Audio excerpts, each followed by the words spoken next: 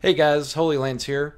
Today we're going to talk about Ghost Recon Wildlands and whether or not I think you should buy it. Just be aware, everything in this video is my personal opinion, so take that with a grain of salt. So let's just jump right in with the things that I like about the game. Customization. There are a crap ton of options for customizing your character. As you can see on screen right now, I'm just blowing. I had to speed up the time because of how much crap there was.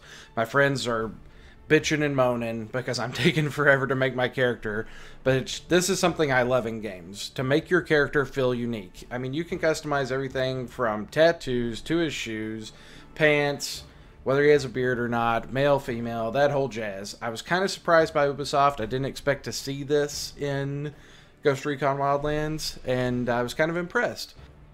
The amount of customization that's available, it's just phenomenal. It even transfers over to firearm customization, which is some of the best I've seen in a gunplay game in a long time. I mean, you can modify your trigger. I mean, what games have the option to modify your trigger? I don't know what modifications are out yet for it, but I know you can mod it because I saw it in there. It's just phenomenal. A crap ton of camo patterns, crap ton of sights. I just can't complain about the customization system. There's going to be a lot of options there to make your character feel unique or to get the gun to handle the way you want it to handle. Now, skills in the game, they're kind of like other games, you know, better aim, better stability, carry more grenades, unlock this tech thing, a mine, or maybe your drone can stay in the air for a longer time. There's nothing new here. We've seen this in other games. It's okay. Doesn't upset me, doesn't really please me, just basic, but it's okay.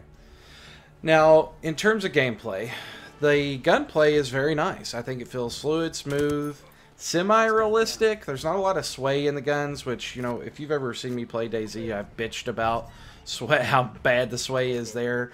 Realistic gunplay is a hard thing to achieve. It really is difficult. But in this game, it's fun. I mean, it's not single.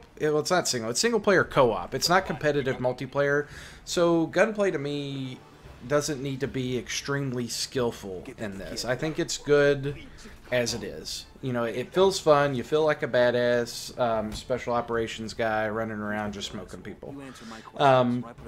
Co-op play is pretty fun. I had an absolute blast. We loaded right up. There was no problem getting into each other's lobby. It's not even a lobby. Like, you just start the game, your friends can join right in. It's not difficult at all. We didn't have any trouble. It just happened right off the bat. It's really fun to be able to mark targets and communicate with your friends in co-op and say, okay, I've got 3, you've got 2, you've got 1, and just drop 3 guys at once. It's extremely entertaining. You can do that in single player too. You can order your AI to do those shots, but it just feels more fulfilling when you play this with other people. Not to mention, just the sheer chaos that you can cause in the game is hilarious. There, you're going to have some pretty funny moments where you're just going to have to pause and laugh for like 10 minutes. Overall, I feel good about it. Like I said, gunplay, great. Playing with your friends, worked out great. Didn't have any trouble. It's going to be good. Now I'm going to talk about something that I absolutely hated. This is pretty much the only thing from the beta that I disliked about Ghost Recon Wildlands, and that's helicopters. Oh boy. So I've played a lot of games with flight mechanics in them. DayZ, Arma 3, you know, Grand Theft Auto 5. You know, I've played a lot of games with flight mechanics, and all of them have a bit of a learning curve. But this game doesn't have a learning curve. What this game has is just crap flight mechanics. It's just really clunky. It doesn't have any fluidity to it. You know, some of the helicopters have guns on them, and I feel like you couldn't hit shit with them if you tried the hardest possible. I mean, the only way I could hit anything with them was just to level out, and hopefully they're on a mountainside, level out with the mountainside where I'm on the same level as the enemies and just spray. I don't know how to explain it. You can't. They might have tried to be realistic where you can't move forward without also having thrust, but for some reason when you're thrusting and you're tilting to move forward, you'll just nosedive, even though you are thrusting, which should be giving you lift. It just doesn't make sense. So you can see in the video them constantly having to like stop, pitch up, raise up. It's almost like playing DayZ or Arma 3 with auto hover enabled all the time, and it is super annoying. Any of you have ever played that and are good pilots in those games, you'll know what it's like to fly with auto hover enabled constantly. It's ridiculous. I definitely don't like the flight controls. I didn't get to fly a plane, but one of my friends did. He said it was kind of the same concept. It just doesn't feel fluid. So one last final thing that kind of concerns me is the story.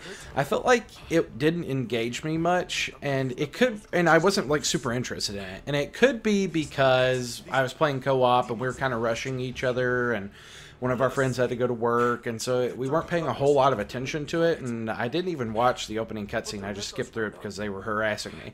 So I don't know if that's what caused it, but I hope that the story, once it fully releases, I'll pay more attention to it. Co-op may kind of pull away from it. If you're playing single player, of course you're going to listen to it more. Nobody's around to distract you or rush you, but we'll see when it comes out. But so far, my suggestion would be buy the game. I enjoyed it. Seemed pretty fun. Let's buy it, support Ubisoft, and see where it goes.